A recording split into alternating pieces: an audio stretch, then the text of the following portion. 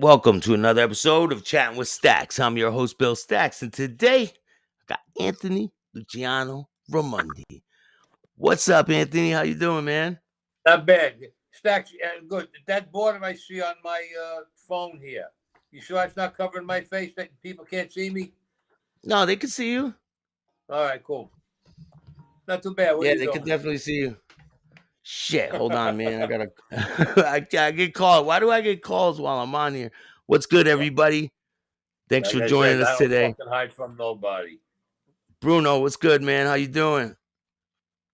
Bruno, is that my cousin Bruno? Hello from Oklahoma.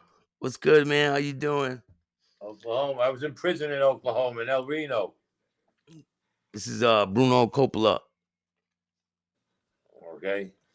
Yeah, this is a little different what I'm doing today. So if you can Yeah, cool. tell, yeah, man, it's so today, Anthony, I want to talk about I know your family came here to America from Italy, right? Yeah. And did they tell you stories about when they came over? Oh, yeah. There's a lot of stories about when they came over. Italians were not exactly welcome over here when they first came over, Yeah, they especially were from the Irish discriminated cops. against a lot, Oh, they were right? They were discriminated discriminated against, all the especially time. from the Irish cops. Huh? Yeah, so if you can see in the background, this is one of the boats. This is Ellis Island. Yeah. Back in the day, that's where people used to come into New York, and so your parents probably went right through that place, right? Ellis Island. Oh, all of them had to go through Ellis Island. Everyone, my grandparents, my parents, everybody went through. There was no free ride like you have now. You jump on a plane, you land in Kennedy Airport or LaGuardia or Heathrow, and then boom, you walk here into the United States. It wasn't like that years ago. They came over on a boat. Did they With make the them boats stay out. there? Huh? Did they make them stay there in Ellis Island? Well, what happened with my grandparents when they came over, they already had relatives that were over here. So they had a place already to go. But if you didn't have a place to go, they kept you in quarantine for like shit, maybe 30 days. See, it was funny. If you didn't have a place to go, to like you didn't have a relative that you could go to their house or whatever, they put you in quarantine for 30 days. But if you had a relative, the Where though? relative would Where? come to Ellis. Huh? What place? What place would it be? Would it be like a dormitory for the people Ellis to be Island. in? It was like from what my father had told me, my grandfathers, they said you had two areas in Ellis Island. One was like a room, like a prison room, you could say. It would have like four people, and then some of the rooms were like a dormitory. Basically, the women had a dormitory, but if you were husband and wife, you were separated. They didn't want to know nothing. You had to get separated. They used to separate them. If you had relatives here in the United States and you came into Ellis Island, your relatives would have to come to Ellis Island, go to whoever it was that was in charge, have identification and proof of who they are, that they were getting you, have an address, and then they can check on you in 30 days. You can apply for citizenship. If you didn't have, well, I don't know how long it took citizenship, maybe longer, but they would check on you in 30 days to see if you were sick or anything. If you had no relatives, they kept you in quarantine for 30 days. And then they would give you, I guess it was I guess like the what do you call it? Like the pass or whatever the hell they called it to come into the United States. And you had a certain amount of time that you could be here, and then you would have to either go back or you would have to apply for citizenship. So there was probably a lot of times that they told people you're not coming in here, right? They just deny you and make them go back. Uh, that I would say it probably happened. I don't know. I have no knowledge of that. I would say it might have been because see, when you came here, A all visa, right, that's what from it is. say, Boston J said it's a visa where people get when they come to the country and they're from another country and they're trying to change yeah, countries. They get a visa. visa. Thank you. I couldn't think of what it was. Tom, thank you. See, I don't know if they ever turned anybody away because really there was nothing on. No, but like you would have your name, what town you came from, your wife, children, if you had any relatives you would have here or whatever. But there would be nothing about really your past if you were a criminal or anything like that. Not unless, if let's say they ran your name over to Italy or Ireland or Poland or Israel or wherever you came from, and if something came back bad, then they would probably just lock you up and then ship you back. They would deport you. But none of my relatives, it never happened to anybody that I know. And honestly, I got to tell you, I never heard of it happening to anybody. Did it happen? I would say it probably did. It probably did happen, but I never heard of it though. Hey Jimmy, I tried to get to your question and the chat, like, it disappeared, man. I was gonna get to it. You were saying about how your parents came here. Can you put that one back up there? Because that's basically the aspect of the show that I'm doing tonight. It's about the people that came here to this country through Ellis Island and the things that they had to face when they got there. Like Anthony was saying, they were discriminated against pretty bad back in the day. You know, they were all discriminated, whether you were Italian, whether you were Jewish, Irish, or whatever. You got discriminated against from the people that were let's say, that were born here, whether they were, I guess you want to call it, the Americans, I guess you would say, that were born here. But so, like, even Italians that were born here, that were born here would be against the Italians that came, right? They had a little bit of a let's say, a little resentment, let's say, you could say. But after a while, then it all worked out. They all became friends. But then there was a lot of problems, like Irish with Italian, the Irish with the Jews with the Italian, back and forth. But then as time started going, like with my uncle and them, they were friends with a lot of the Jewish guys there. They were friends with a lot of the Irish guys over there. But there were certain people, let's put it that way, that would come, say, either from Italy or Ireland or Poland or Israel or wherever, and they just didn't like, they didn't like Italians, they didn't like Irish, they just didn't like them. Their kids would get along with us. The parents themselves, some of them were brought up with that prejudicial way, and no matter what, even to the day they died, they just never got along. Like when you were younger, when you were a kid, and you went to like one of your friends' houses, would their parents treat you like shit? No, no. The kids that I was friends with, like Irish kids, Italian, Jewish kids, Polish kids, Puerto Rican kids. I went to their houses. I was treated fine. I can honestly say, I never had a problem with any of their parents or them themselves. I never did.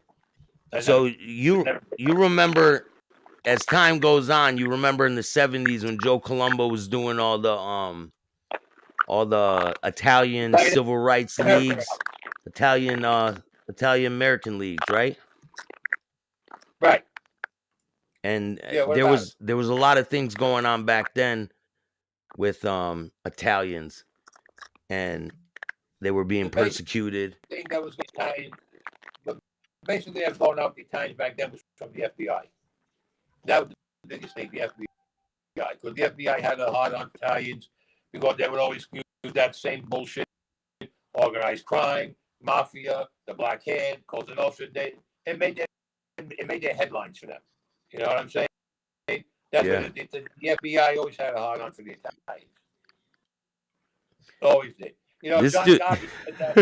John Gotti once said that FBI stands for Forever Bothering Italians. Forever Bothering Italians?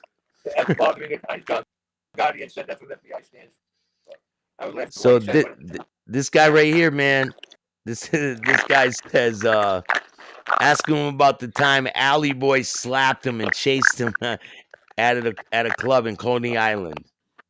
Alley Boy Persico? First of all, Alley Boy was never in a club in Coney Island, you stupid fucking fool. Because Alley Boy was my fucking boss. So you don't even know who the fuck you're talking about, you stupid fuck. I don't know if he said Alley Boy. I don't know if he meant Persico. I mean, that's the only Alley Boy I ever heard of. You know what it is? That's got to be one of them fucking trolls trying to get me to mention the guy's name in Coney Island. Because if you remember a while ago, he said that it happened. It never happened. Nobody ever slapped to me out of Coney Island, asshole. And if you think you're so fucking smart, tell you what we do. How about it, hey, you get in touch with Staxx, you meet me in fucking Coney Island, and I'll take you to the guy that you're saying that, quote unquote, is. Your phone's breaking up, man. Do you got your phone plugged in? Yeah. Yeah, I got plugged in. Crazy static, man. I don't know why. Jerk that said that same comment a couple of months ago, but he used somebody else's name, and he's trying to get me to say the guy's name so that other guy that drives around in his fucking jerk off little tube Mercedes can say, oh, he's a rat. He mentioned the guy's name. That's the same jerk off. But tell the jerk off in May, I'll meet him in Coney Island on Jones Walk, and I'll take him to the guy he's talking about. And when the guy turns around and says, no, the guy will slap him in the motherfucking face. How's that? Now I'm giving you a fucking offer. You fucking boo. You fucking asshole. You never even probably don't even know where Coney Island is. You fucking jerk off. So Jimmy Calandra says, my grandfather came here and went through Ellis Island at the age of 1 year old. The Italians, known as dirty, and we got abused. What? I know your phone sounds crazy. You sound like a robot, man. I know his audio's really choppy, and we're trying to work that out right now.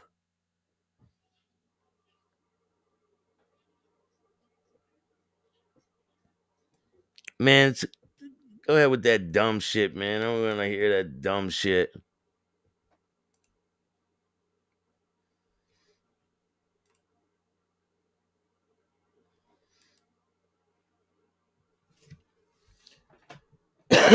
Your audio's not working, man. Hit the button.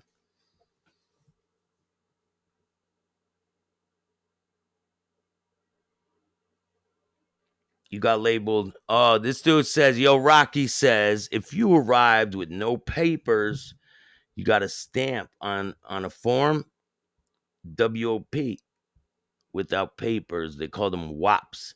So that's where that terminology came from. And that was a derogatory term for Italians back in the day. Your audio's not working, Anthony. I can't hear you.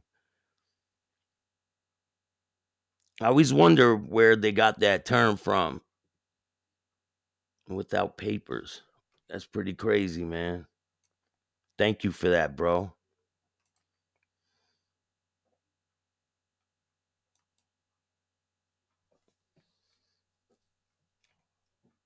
We're having some technical difficulties with Mr. Raimondi.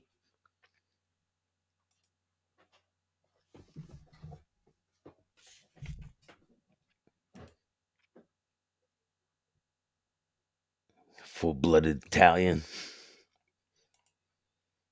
Another thing I wanted to talk about. What do you guys think about Rudy Giuliani being Italian, going after Italians? What is you guys' take on Rudy Giuliani? Do you think he went on the right side going after Italians? Or do you think he went on the wrong side? Crime and Entertainment, what's good, man? How you doing, bro? What's good, Steve? How you doing, man? Big boy Blue.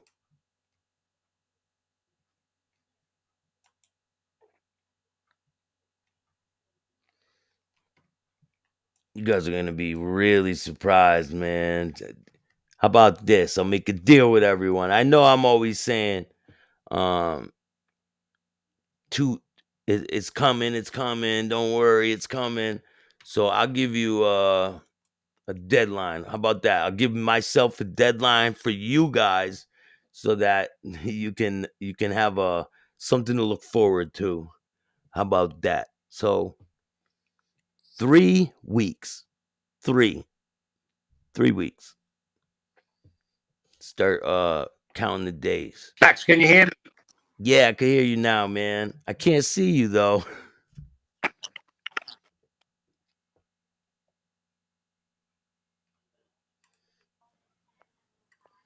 Pay your bill. Yeah, you got to pay your bill, Anthony. Yeah, I can hear you, but I can't. Someone said in the comments, pay your bill, Anthony. Oh, fucking bite me. Checking account automatically every month. Can you hear me? Yes, I can hear you. Can you fucking hear me?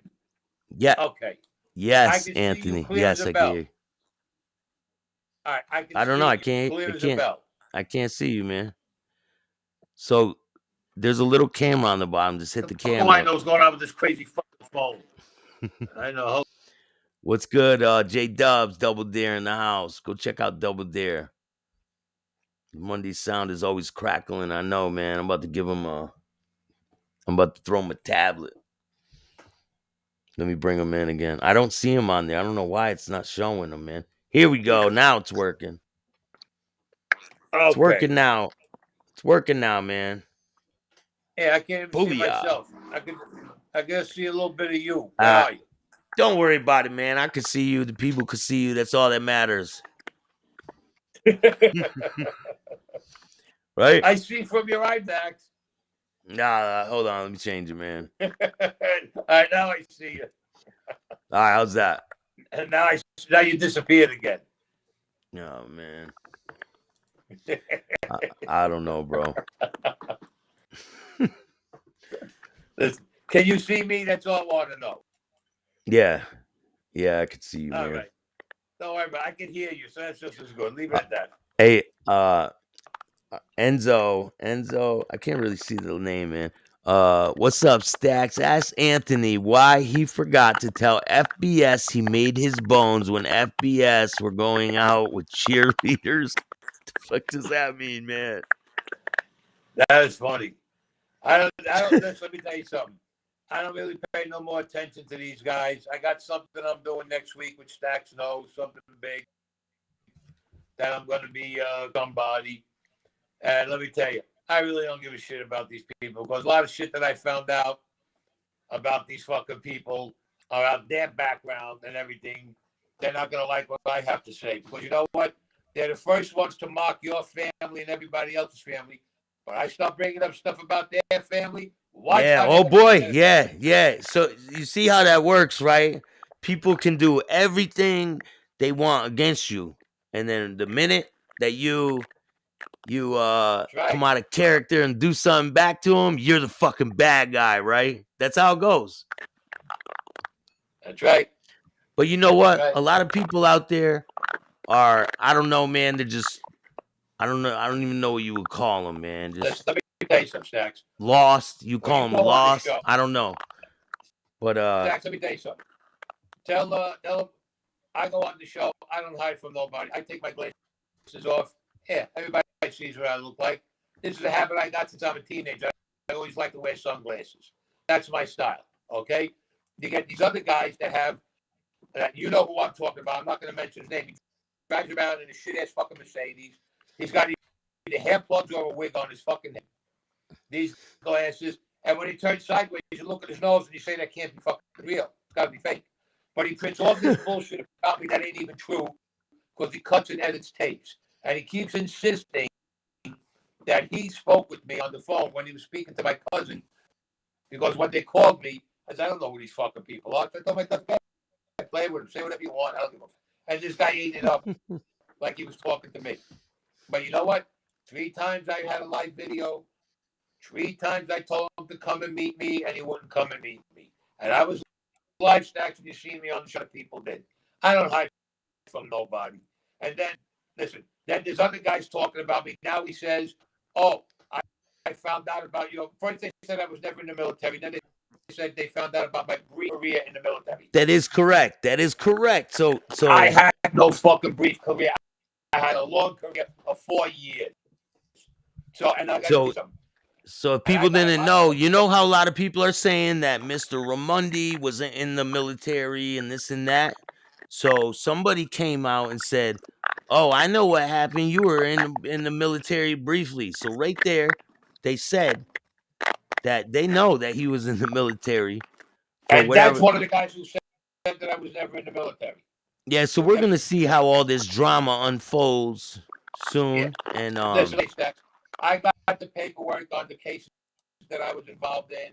With the organized crime squad picked me up. The 2 cases that I was involved in, everything. I ain't worried about it. I got other articles about military records and and they articles from the military that certain databases are not open to anybody, that you can't get the federal information. And I got the article because they just put it out.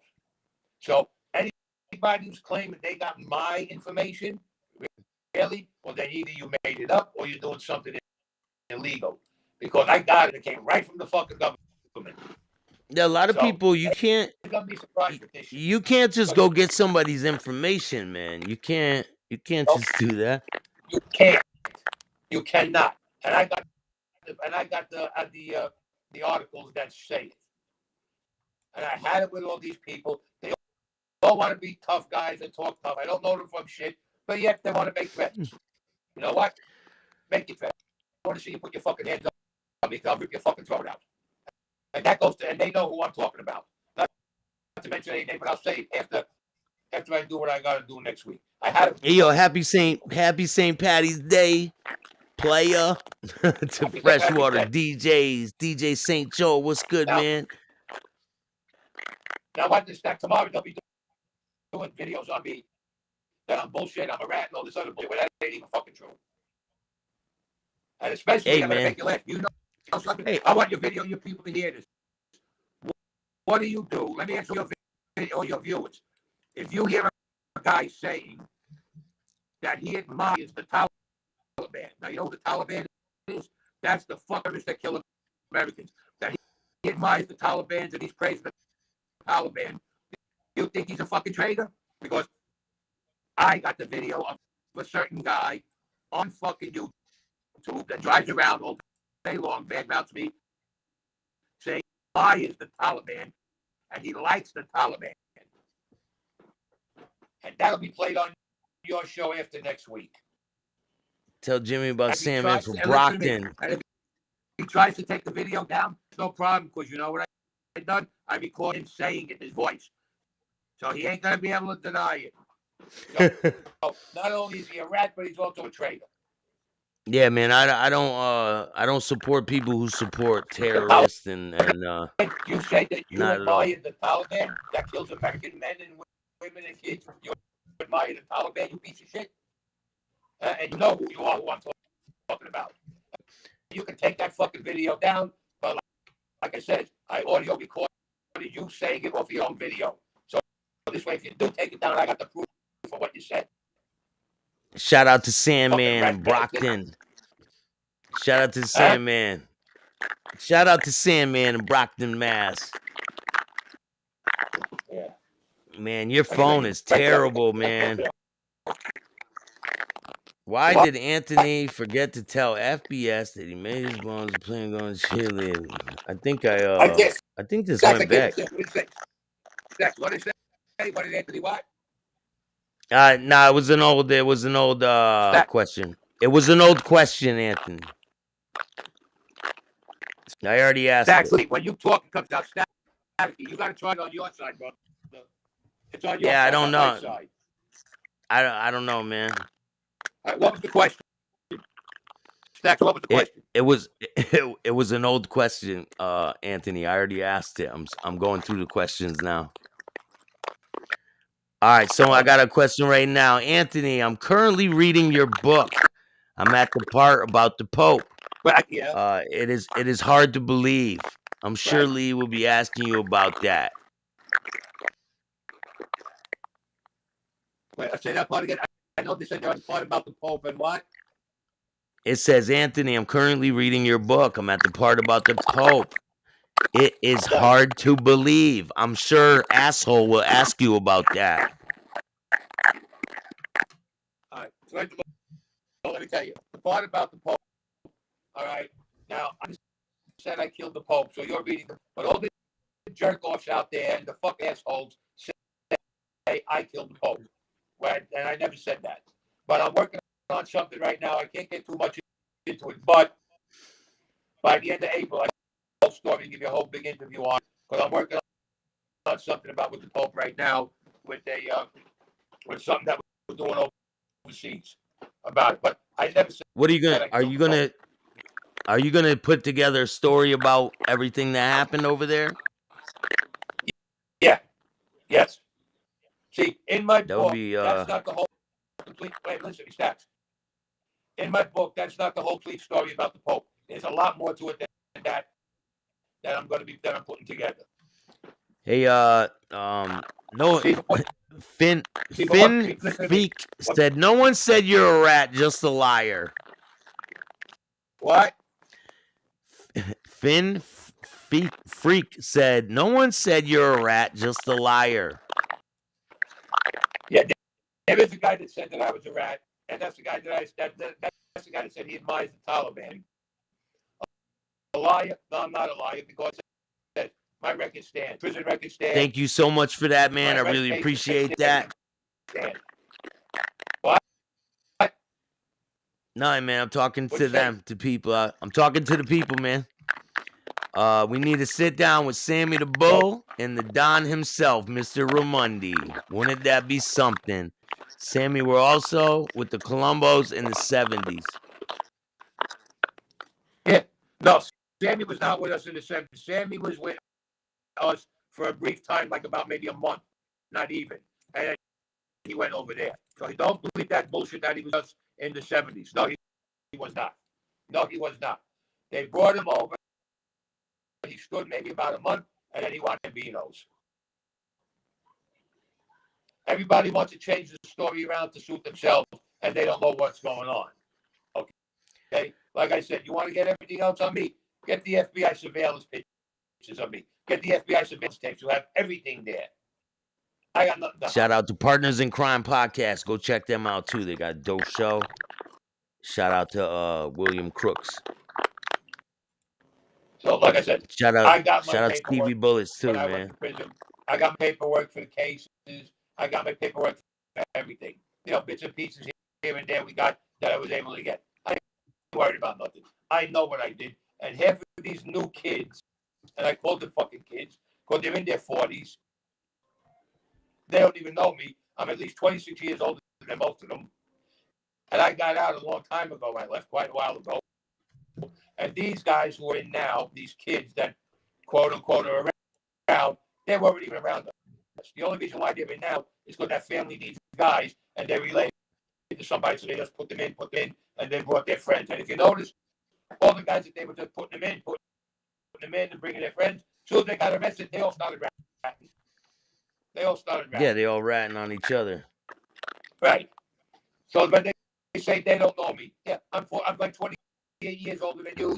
I'm 26 years older than. Some are 25 years older than. You just walk around. You were babies, little kids. You weren't even allowed to come into the Diplomat Lounge on Campbell Street and 30th Avenue. You weren't allowed to there.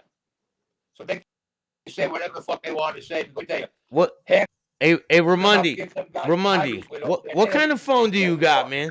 What kind of phone do you got? Where'd you get that phone at, man? I got it from T-Mobile. It's an Apple 8. It's an Apple iPhone 8. I gotta get a new phone. There's no way. That's not an Apple iPhone 8, man. What's it look like? I got an Apple iPhone 8. How many times did you drop it, man? How many times did you drop that phone, Anthony? Oh God, I lost count how many times I dropped it. That thing's probably smashed to shit, man. No, it's because hey, Staxx, only on your show it's Staxx like that. So it's only when you come over here, staticky. Well, you know what I'm gonna do? I'm gonna set it up on my computer next time. This way there won't be no static.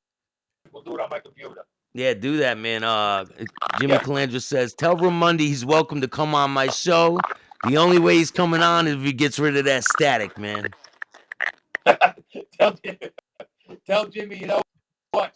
After next week, tell him me, you, and him will do a show together if he wants. Yeah, man.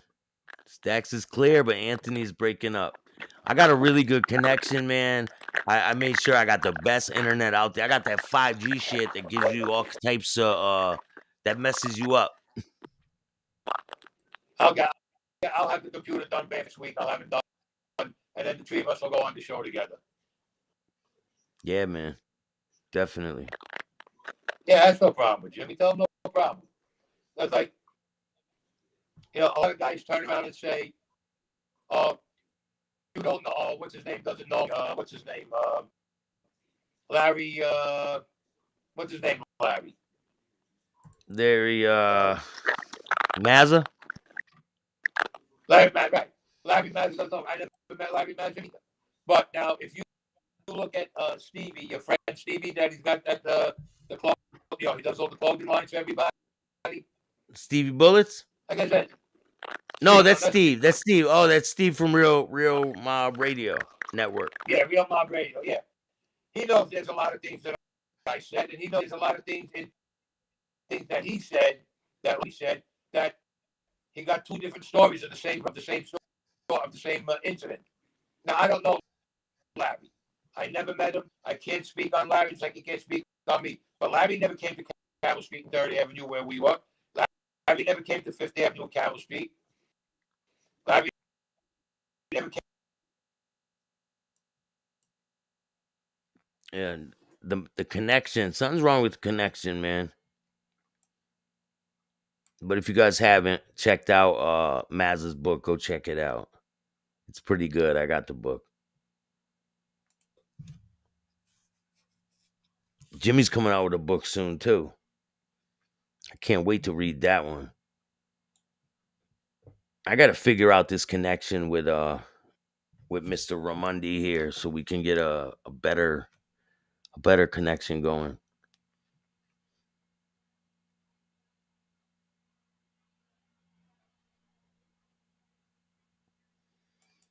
Man, can you please stop with this dumb shit, man? For real, bro.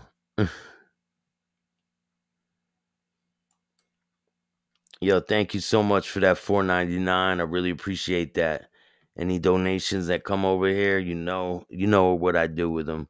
Put them right back into the show, or I go out and help people. So thank you for that, man. I really appreciate that, Roland Rock. Thank you for that super chat, bro. Raimondi's back. Can you hear me?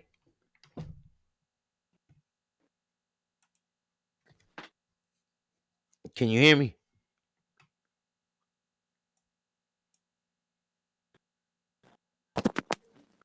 Staxx, you there? You there? Yeah, I'm here, man.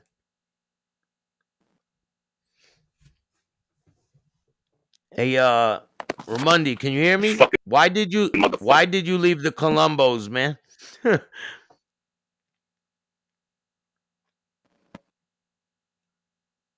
If you can hear me, Raimondi, what year Staxx, did can you hear me? you yeah, what year did you decide to walk away from that life?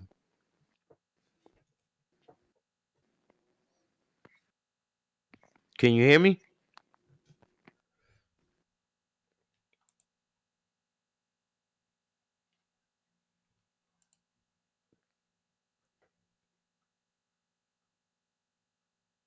When he leans back in the chair, it breaks up. It's better when he's closer to the phone. I'll tell him that. Go to Double Dare for all your hip hop needs.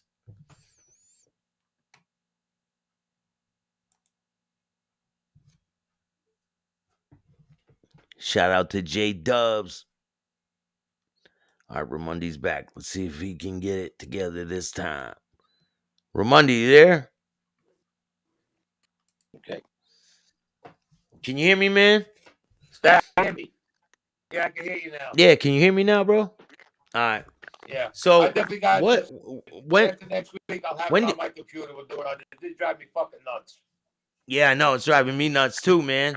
So when did you decide to walk away from the life, and what was the situation like when you decided to walk away from the life, man? Do you remember? Yeah, well, I can tell you exactly what started everything off. What started it off was back in 1997 when my cousin Mac, they set him up to go back to prison. And he went back to prison and he died in prison. Now, McIntosh, my cousin, Hugh McIntosh, was Carmine Lombardozzi's right-hand man. And he was his top enforcer. And anybody who knows, looks it up, they can see who he was. Other people in the family, they set him up and he got violated. He went back to prison and he died in prison. I was told this is the way it is. It's okay. I raised a big fit. Then when my father died, none of the bosses and none of the other bosses came to my father's wake. And my father did work for all of them. Captains came, lieutenants came, button men came. I had the Savellas came from Kansas City, Missouri. I had everybody came down. Even what's his name? Even Carlos Marcellus came down at the time. All these guys came in. Guys who couldn't come from other states or whatever, they sent somebody down there. Even if they stood 10 minutes, they left. My father worked. I'm writing a book on my father also. He worked for the commission. My father was a shooter. My father did a lot of work. He did a lot of work, my father. None of these guys, when they wanted my father to do something, they had to go to the National Commission. Not New York, the National Commission. They had to go to. And they would give the contract to my father. Now, when I said that movie, when I seen that movie, The Irishman, I said that was full of bullshit. And I wrote to what's his name? The guy who made the movie. What the fuck's his name? Yeah. So when did you hear that your father was involved with that, and what was the story that you heard? I was 24 years old, and what happened? I went down to the piers. My father used to go down to the piers on Furman Street on Pier 7. They used to call them Top. I went down to the pier. I was with my cousin Mac, Carmine Lombardozzi, a whole bunch of us were there. We had to go for a meeting. Guys from other families because we were doing something. This delegate, Joe Fish, was cursing at a guy on the ship. So I said, wow, who the fuck is Joe yelling at? I look up, he's yelling at my father and cursing at my father. I went after him. They grabbed me. They says, no, let it go. I said, I'll bust this fucking. I said, he knows that's my father. I went, fuck him. They said, let it go. I said, okay. We're starting to go into the meeting, and he was starting to go into the meeting, into the office with Anthony and everybody. And his boss, I said, you know what? I forgot my cigars in the car. Let me go get them. Instead of going to the car, I grabbed this guy, Joe Fish. I said, Joe, let me talk to you. So I said, that's my father. He goes, yes, so. And I gave him a fuck. I started hitting him under PS. Carmine Lombardozzi ran out. Tom DeBella ran out. They all ran out. They all jumped up. I put this guy in the hospital. And they said, what the fuck's wrong with you? I said, he was disrespecting my father. He knows it's my father. He knows that it's my father. He knows who I am. They turn around. They tell me, don't you know? I said, don't I know what? They says, don't you know? I said, don't I know what? So they brought me in the office. All right, on PS7.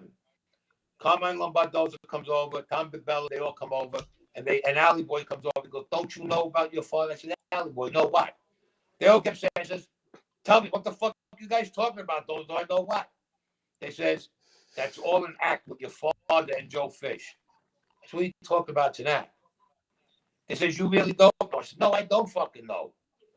They says, tonight, your father's got to talk to you. When I went home, my father says, come on, let's go to the yard. We got to talk. My father always said he didn't want me in this life, but I took after his brothers. My Uncle Sal, my Uncle Joe, my Uncle Nino, they were all wise guys, grandfathers. My father never wanted to get made, but he loved doing work, my father. He used to go to the PS because that was showing his legitimate job. So I said, Pop, what's going on? He explained to me that Joe Fish and him were friends. And the only reason why Joe Fish was doing that, because the FBI was always looking at my father. So he made it like that my father was working and he was yelling at him. I said, why? And my father explained. My father, because I work for the commission. When they have a contract, a special contract, they call me. I said, what the fuck you mean they call you? I said, you're a little showman. You work out. The father turns around and he goes, look around. He goes, look at this house. Look at the yard. Look at everything. He goes, how do we live so good? He goes, you think we live on a longshoreman's pay of $300 a week or $250 a week? He goes, we got cars, we got money, we got food, we got. How do you think we make money? He says. And he explained to me he worked for the commission, but he had a Shylock business. He had a bookmaker. They gave permission. He can do whatever he wants. But when they called him to do a piece of work, he would do it. And now I get in touch with Tom DeBella, who was one of our bosses at the time, and he says, you got to make this right with Joe Fish. I said, now I'm fucked up. And I went to put this guy in the fucking hospital. So what happens? I go see a friend of mine. He used to own the Cadillac dealer up in Bensonhurst near 16th Avenue. I walk in, I see Tom. He says, Tom, he goes, I know, I heard what happened with you down the PS with Joe Fish. He says, I said, yeah, I got to make it right. He says, you know what? I'll get a car. They told me get a car, give him a car. He gave me a brand new Cadillac, full cost. Because me and this guy were close. I go to the hospital, and I see Joe Fish. This guy's in the bed, fucking IV and bandages, stitches, cast over. This guy fucking turned like Nucky to you. I'm going to kill him in the hospital. I said, Joe, listen, let me talk to you. I said, I did not realize that this was an act between you and my father. And I apologize. So really, because at the hospital, they told me that he was down at the PS. And I went down to the PS. I went down to PS7, and he was at the pier. And he was the boss of the pier at the time. I see him talk with Joe Fish. I said, Josh, I want to go talk. I said, come on, Joe, I want to talk to you. He wouldn't come outside with me. So he told me to go the fuck outside with me. He thought I was going to kill him, this guy.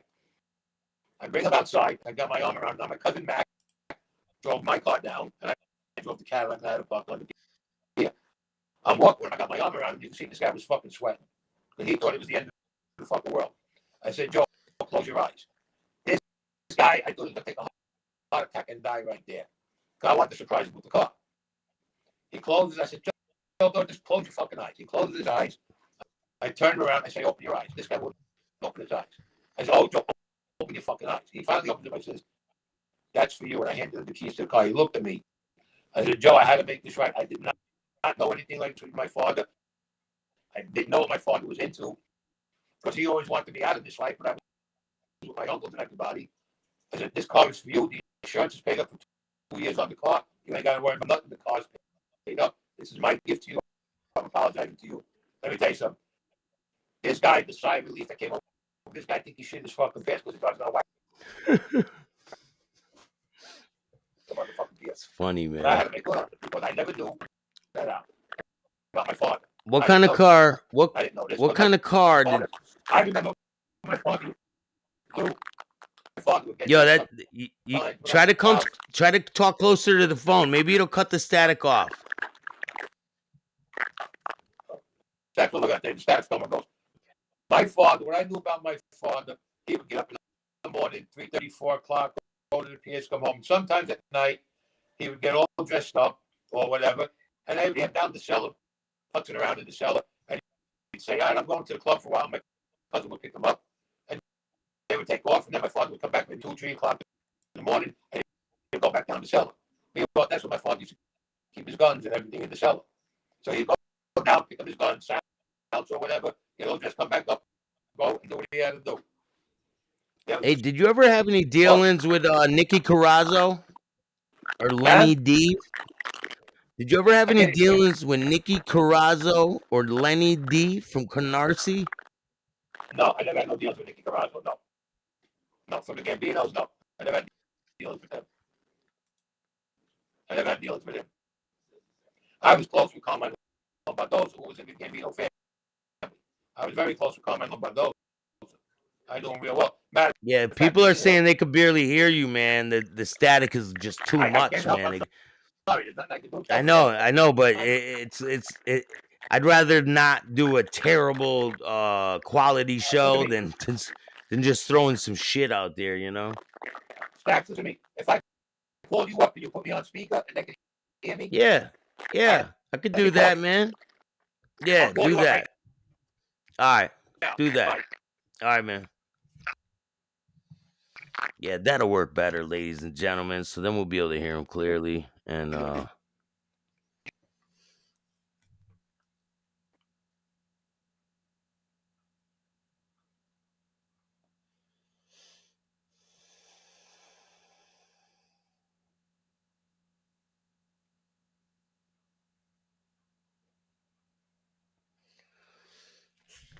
I just gotta wait for him to call, and then whatever. If you guys got some questions for him, just put them in the chat, and I'll ask them.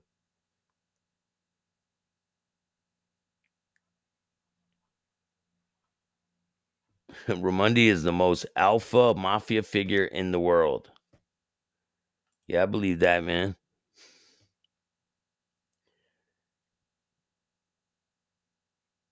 This is a new story. He's got a lot of them. All right, here he is. Hey, how you doing, man? Yeah. Can you put me on speaker so they can hear me? Yeah, you're on speaker. They can hear you now. Good. All right, I promise you, once I get this thing done next week, I'll do it on my computer. We'll have it done. All right. Yeah, now what we say? What were the people asking? All right, so someone wanted to know what kind of car did Lombardozzi drive? Do you remember? Carmine Lombardozzi had a Rolls Royce. This guy said he used to give him $100 to watch the car, man. Oh, I wouldn't be surprised. Carmine was very generous. He was very generous. This guy said he had an Excalibur. Rolls Royce. Excalibur. So was he correct? Shinebox? It was a Rolls Royce that he had. I know that. I mean, I don't know if it was an Excalibur, but it was a Rolls Royce. Carmine was very classy, the way he dressed and the way on what he drove. You there, Staxx? Yeah, I'm just checking all the comments right now. Because years later, when I wound up going to prison in the '83, they wind up, after I came out of Lewisburg, they sent me to Danbury for my last 6 months, 7 months, whatever it was, and they put me on the compound. And who do I see standing there laughing? It was Carmine Lombardozzi. I looked at him. I said, "What the fuck you doing here?" He goes, "What do you think I'm doing here? I got arrested." They gave me a year. They gave me a year because of that case with Sonny Francis and me and everybody from up in the Georgetown Inn. They gave him a fucking year for nothing. And Sonny Francis got violated and went back for, I think, about 5 or 7 years that time. It's a lot better now. The static is gone. So yeah, it's something with the video. But like I said, after I get done with that thing in California, I'll get on the computer with it. Yeah, definitely, man. So hold on, I got a couple more Carmine, questions. let me tell you. Do you know why they call Carmine the doctor? Why? Everybody thinks because he knew about Carmine. First of all, Carmine Lombardozzi, when it came to Shylock, and the man was a genius. I mean, this guy was a fucking genius. There's no two ways about it. But they called him the doctor, from what I was told, from years and years ago when he was a young man. He was like a surgeon with a knife. When he had a knife in his hand, he cut you up like a surgeon. That's why they used to call him the doctor. Yeah, so what? When you get in a fight with him, he'll just pull out a knife, start cutting you up? No, listen to me. I'm just telling you what I heard about Carmine Lombardozzi years ago. Going back, I wasn't even born at the time, probably. He wasn't born, or I was a kid. That's why they called him the doctor, because they said he was like a surgeon. You put a knife in his hand and got into a fight with him, he'd cut you so many fucking times before you could blink an eye. That's how good he was. Gerard asked me if you know where the CIA HQ is, man. CIA HQ? Where the CIA headquarters is? Yeah, No, that's what he asked. No, I don't. This CIA has more headquarters than you can imagine. They got them all over the place. Yeah, he said you were close. It was a Bentley Excalibur. Oh, Bentley. No, I remember he had a Rolls. I know he had a Rolls Royce. I know that. And Carmine's wife, she was a lot younger than him, but that was a girl that he married years ago. So, a question I want to ask you, right? So, when dudes are out and they have you seen problems with guys who are trying to mess with other guys' girls? There's been problems like that, yeah. There's definitely been problems like that, and that's a no-no in this life. You know that if the guy is a wise guy and you mess with his girl or whatever, you got a serious problem. Whether it's his girlfriend, his wife, his daughter, you got a serious fucking problem on your hands. If the guy's not a made guy, you would have a little bit of a problem, but nothing major, because the guy who he's around will come down and say, the guy's with me, so on and so forth, none. But if it's a made guy and you try to do something with his wife or if it's his girlfriend or something, you got a serious fucking problem on your hands. Especially with a made guy. You got a real serious problem on your hands, because unless you're a captain, you better go run into your captain, because they'll chop you up. So have you ever seen a time? Have you ever seen a time where some guy is dating like the boss's daughter or something, and he wants you guys to take care of business because of that? That I won't speak on anything like that right now, because there was an incident many, many years ago, and I'll just leave it at that.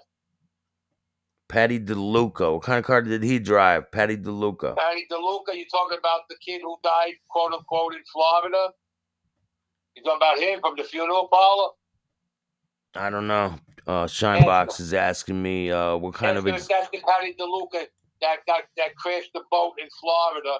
That they had him as the king of South Beach. Ask if that's the Patty DeLuca he's talking about.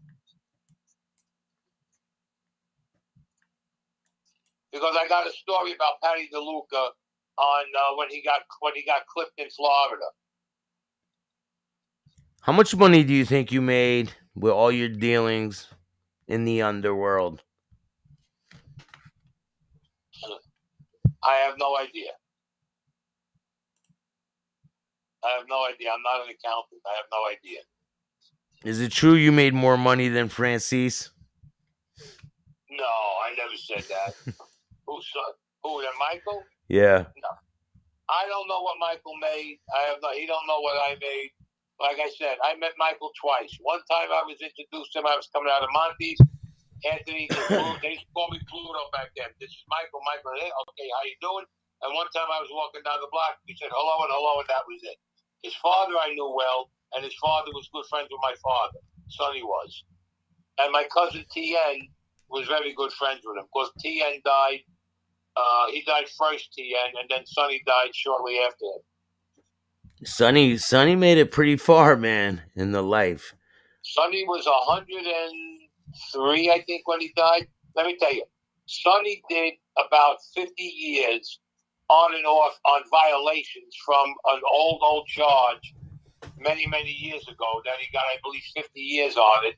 He got paroled, and then he would get violated. He went back, got violated, he went back, and he never opened up his mouth, this guy.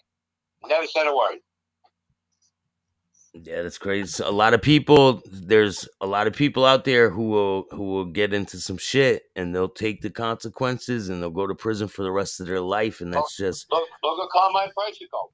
Carmine died in prison. He never opened up his mouth, Carmine. And then people have the nerve to call him a rat. Like, I don't even see how he could even be a rat, man. You know what? They're fucking jealous. That's why. Carmine was the most stand-up guy you'd ever want to fucking meet. Let me tell you something. He never opened up his mouth on anybody. Never did. Yo, Calandra said, tell Raimondi I'm taking his girlfriend, whether he's made or not. tell, yeah, you can pay all the bills, tell him.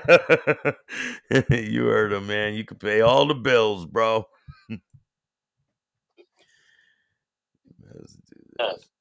But I like when they turn around, they say Carmine was a rat. That is not true at all. Nah, I honestly think they were searching for a story, and yeah, those are people trying to make. Let me tell you something. Those are people that'll make up stories and say all bullshit. But I know something. They would, if Carmine was alive now, they wouldn't have the balls to say it to his face. They wouldn't have the fucking balls. Let me tell you something. Carmine was about 5'7", maybe 5'8", about 150 pounds. Let me tell you, tough. That is one of the toughest people in the fucking world when he was alive. Don't let nobody kid you. Nobody fool you about Carmine. They can say all the fuck they want. They're full of shit on these people. They make up stories. You know what they do? They read something in the paper that gets changed around, or they see a movie, and they say, oh, yeah, it's this guy, that guy. They don't even know what the fuck they're talking about. Listen to what I'm telling you. I have no idea what they're talking about. What's the favorite car you ever had in your lifetime, Raimondi? My favorite car that I ever had, I had two cars. One was a fastback Barracuda 383 Formula S, and the other one was a 426 Hemi Barracuda. One was a 68 Barracuda fastback, and the other one was a 1971 Cuda. I bought it when I was home on leave with money that I had, and I had it in the garage every time, and I only took it out every time I came back home. Those are my two favorite cars. Whatever happened to it? Did you crash it?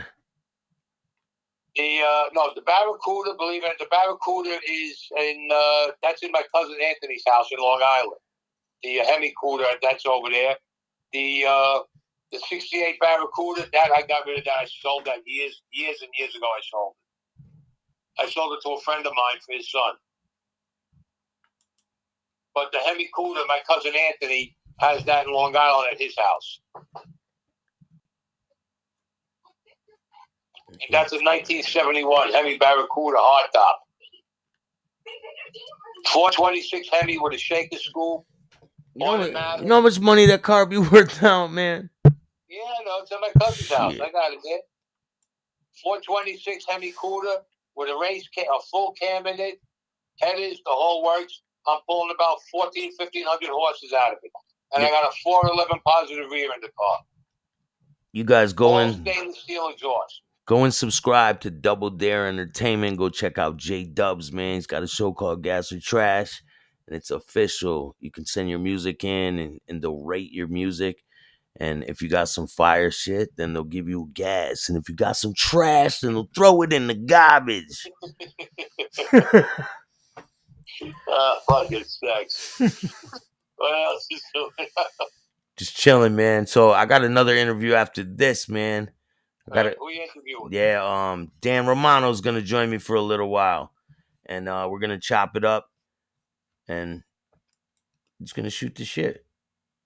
You got any more questions from your viewers? Any more questions there?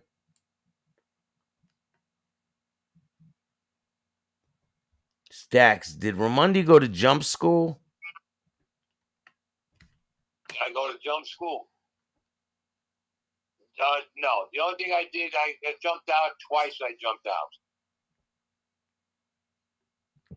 I'm not even gonna say it. Well, what did he say? Tell me. I was gonna say, did your parachute fail to open? Did my parachute what? Fail to open? Yeah, my parachute failed to open. I landed on top of the other guy's parachute. Now, some idiot will believe this now. You know that, right? He landed on some other guy's parachute and then floated all the way to the ground. And we both floated down. Now, some moron is going to believe this. You know that, Staxx, right? Yeah, I'm pretty sure. Yeah, that's how it usually goes. Some moron's going to say, I jumped out of a plane, which it wasn't a plane, and they're going to say, I landed on the guy's parachute, and we both floated down. Some idiot is going to believe what I'm saying. I'm making a joke out of it, but some moron's going to believe it. It's unbelievable what people change. I got to tell you, man. It really is. Ali Kabar said, no super chats. I don't know, man.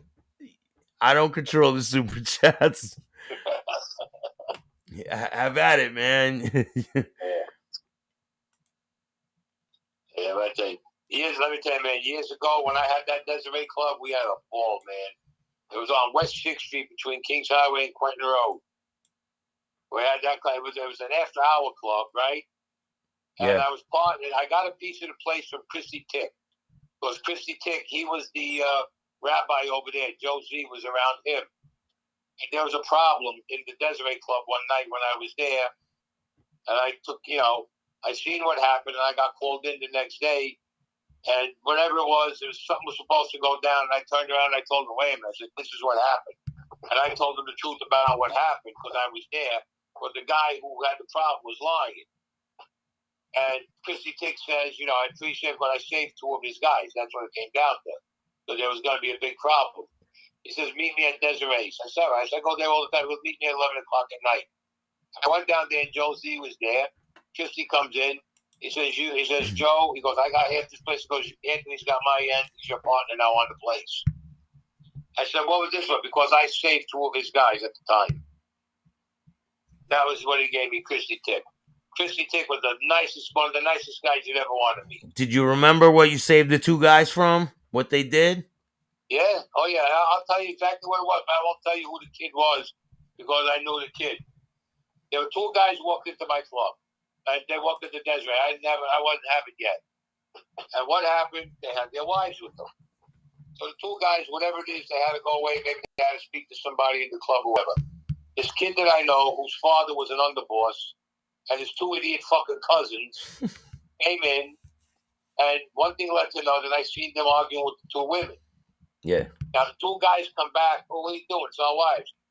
The idiot, the kid whose father was the underboss, turns around and hits one of the guys. So the guy turned around and hit him. The cousins jumped in.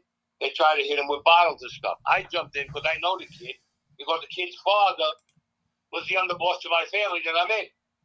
So you can figure who it was.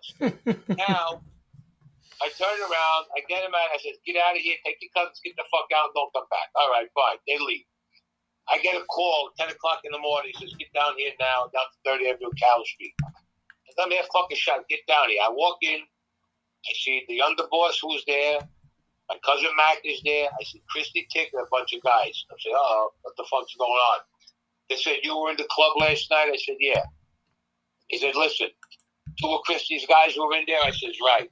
He goes, they threatened my son. They were going to kill him. They hit my son. They went after my nephews. I said, well, wait a minute. I said, I was there. I said, that's not what happened. He said, it's in my book. I got the story in my book. I said, that's not what happened. I said, your son I said, I got to tell the truth here. He says, what it was is they put a hit on the two guys. They want the two guys to die. That's what it came down to. I said, wait a minute. Just because they disrespected someone's wife? They two wives. The both guys' wives. I said, your son and your nephews started with the two guys with their wives. These guys came over. I said, your son threw the first punch. Then the other one tried to hit him with a bottle. I told him what happened. He calls his son up. He says, get down here now and bring your cousins with you. I'm behind the bar making myself a drink. He comes walking in, and he says, now he didn't see me, the kid. And he comes in with his two cousins, and they sit him down and say, now tell us what happened. So I says, yeah, tell us what happened. And I mentioned that when the kid seen me, he turned white like milk. I said, I was there. Tell your father what happened last night. They go, I was drunk, or we were drinking, and it's a little foggy, it's a little fuzzy. Now the guy turns around, he says, you and your cousin goes, get down the block, I'll see you in a while. Now, this guy's the underboss. Christy Tick was the consigliere to the Lucchese family. He apologizes to Christy Tick. Now, an underboss has to apologize. You know what an embarrassment that is? If an underboss has to apologize to a guy in another family? Yeah, because they don't. You don't ever want to admit you're wrong. They had to. I seen the whole thing. Otherwise, these two guys were going to get clipped. Christy told me that day. He says, Anthony, after everything was done, he told Jerry, he says, Jerry, let it go. He said, don't even worry about it. So I said, Jerry, so everybody probably knows who it is by now. Anyway, Christy turns around. He says, meet me tonight at the club at Desiree. I said, I'm always there. He goes, well, go there tonight. I get there. I see Josie. He goes, what's up? It's not. I said, Christy's supposed to meet me here. He told me to come down. He goes, well, I don't know. Christy walks in.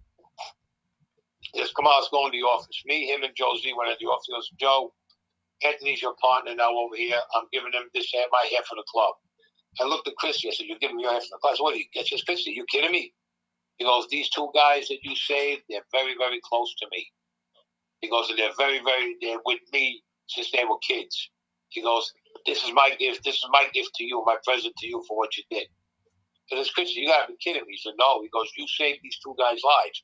And that's how I became a partner on the place. But Christy, always a gentleman. Anytime I walked into the place, like I walked into the 19th hole, and I tell you where it is, the 19th hole's not there no more. I could walk in, sit down with Christy anytime and talk with him. The man was always a gentleman. Yankees for life. What's good, man? Shout out to Yankees for life. You know? And that's how I got part of the Desiree Club. But with Desiree, what we used to do, Joe used to rent it out like for weddings and stuff, like to have, if you had a wedding affair or Christmas. Then by like about maybe 3 o'clock in the morning, everybody would be out, and he would cater the food from Jacques. It used to be Jacques of Avenue U. So he would cater the food from there. Whatever food was left over, we used to put it out as a buffet in the after-hour club. You'd make people pay for that shit too, right? What? You'd make them pay for that too? No, we gave it to them as a buffet. You know, but you got to remember, we would charge them good money for the drinks. It was after-hour club. Yeah. So the more these people ate, the more money they got, the more they would drink. Of course. You know, so we said we don't have to charge these people for that. They're gonna eat, they're gonna drink. And Joe had a gimmick. I gotta make you laugh. He used to get very fine salt and sprinkle a little extra salt on the food to make them more thirsty, and they used to drink more. Joe had some racket, let me tell you. So he used to put salt in the food to make people. No, we had the food out, right? He used to sprinkle a little extra salt on the food and mix it in. Yeah. So the people are eating, they're drinking, they're getting thirsty, and they're buying more drinks. We had some setup over there, let me tell you. We had a setup over there. And then we opened up the car service, Desiree Car Service. It was right next door. Now, you could walk into Desiree Car Service. Then we had a back room, and then there was another door that went right into the club. On my last pitch, they arrested me in the car service. It was a Labor Day weekend. Me and Josie were sitting there counting money when the feds come walking in. And that's when they arrested me. I got the story in the book. I got it in the book. It's at the end of the book when they came in and arrested me. That was the last case. That was the case with me, Carmine Lombardozzi, Sonny, Uncle Tony, and everybody else was on the case. That case originally started in the Georgetown Inn, but the newspapers called it the Gowanus Club because it wasn't the Gowanus Club, but they used to have meetings up there. When's the last time you seen Sonny Francis? Oh, Jesus Christ! Was it that case? Was it that case when that case happened, or did you see him after that? No, my cousin TN was still alive. Tony Napoli was still alive, and Sonny had a guy. Sonny was at I don't know if it was an assisted living place or something like that up in Queens where my cousin lived. All right, but my cousin wasn't too far from the place. And Sonny used to have a guy that had a van that used to drive him. Sonny was in a wheelchair. Yeah. And I seen Sonny. I know that guy. I seen him. That was the first time I seen him in God knows how many years. And he was out, and Sonny was about maybe 99 or 100. And I seen him that one time, and then about 3-4 months after that, Tony Napoli died. My cousin Tony died. How old was your cousin when he died? Tony Napoli. He wasn't really. I called him my cousin because his father was Jimmy Napoli. Jimmy Napoli was the biggest bookmaker you ever want to know. He was close with my father, and Tony married Laura, who was my neighbor when I used to live downtown Brooklyn. She lived right across the street from me, and she was my neighbor. Tony was 85. He died about a year after Laura died. He died. I think he died of a broken heart because they were childhood sweethearts, really, since they were kids. Hey man, it's possible, I guess. Yeah, when he died, me and my cousin Billy said he ain't gonna stay long after this because Laura was his whole life. Yeah, you know when someone's other half passes away, some people don't want to go on anymore, and they just really don't have any reason to live. Yeah, and they end up just passing away like not too long after that. It's sad, but it's true. One of his daughters found him dead in the house. He was in bed because he had a heart attack or he died of natural causes, and that was it. That was it. I say because you can see after Laura died, he wasn't the same. He definitely was not the same after she died. Definitely wasn't the same. He worked for the Colombo family for a long time. Who? You did, right? Oh, I was there since I'm a baby. I'm a kid. Since I'm like 13 years old, 12 years old. I was there. My uncles were over there. My cousin Matt was over there. They were all over there. Have you ever seen someone that came in to try to, or they wanted them to come in and they didn't end up making it? Well, there was a lot of guys that came around, and they said they're just not they didn't trust. They're not. There were guys that came around. They were very good earners. Don't get me wrong, tough guys. But they said but the guys used to say they don't have it in them to pull a trigger. They didn't have it in them to pull a trigger. So when after a while, when they seen they wouldn't get made or whatever, they just let them go on your way. They would go. They would try to go to another family and another family. Other families took them. Other families made them, and then what happened? You guys became school pigeons. I mean, there was one guy. He out and out said they gave him a piece of work, and he said he couldn't pull the trigger. He said he couldn't pull it. They chased him. And then I think maybe about 2 months after that, this guy disappeared because they gave him a piece of work, and the work went off, but he didn't do it. So they said they had to get rid of him because now they couldn't trust him either. If you can't do a piece of work, they will not trust you. No matter, I don't know how big the rules were. Now, who knows, with all these new young kids they got in, it's different. The rules were years ago. They didn't give a shit how big of an earner you are. If you can't pull a trigger, you can't belong over here. You got to be able to pull a trigger, do your work, go home, and forget about it. And that's it. If you can't do that, you don't come around here. Yeah, because they want that guarantee that you're gonna be able to they're gonna have when you had to pull the trigger. And, that's right. And they're gonna have that insurance policy on you just in case you fuck around and want to do some dumb shit. They'll have that insurance policy. I heard they did that a lot, man. No, that they they didn't would use it against you if you pulled the trigger. No, they didn't use it. No. So what I'm saying is they want to make you do a piece of work so that you are kind of stuck with them. Like, so listen, let's put it this if way. you end up trying to betray them or anything, they're just gonna fucking, they're just Let's gonna. play Staxx. The only way you could have gotten made years ago is you had to do a piece of work. Yeah. If you didn't do the work, you didn't get made. That was it. When they opened up the books, as they used to say, they would say, your name is up, you had to do a piece of work. If you didn't do the work, or you can't do the work, or whatever, you never got made, you got chased. And unless another family you went to, then you would wind up disappearing because you knew about the work. That was it. Now they make the guy for no reason because he's going out with somebody's daughter, or he's going out with somebody's mother, or the aunt, or the uncle, or he's giving me $1,500 a week. I'm going to make him. That's not the way it works. All these new kids who came in, and I call them kids. They're in their 40s, maybe in 50s. I call them kids. This is the way they did it. It doesn't work like that. It never worked like that. Hey, I got a question for you, man. Before we go. Yeah. Ask Raimondi the name of the meat business that Costello owned. The meat business that he had? On 60th Street. Oh, Jesus Christ. I don't know. I tell you the truth, I really don't know. I remember there was Meat Supreme. I remember there was, what's that meat that the Gambinos had?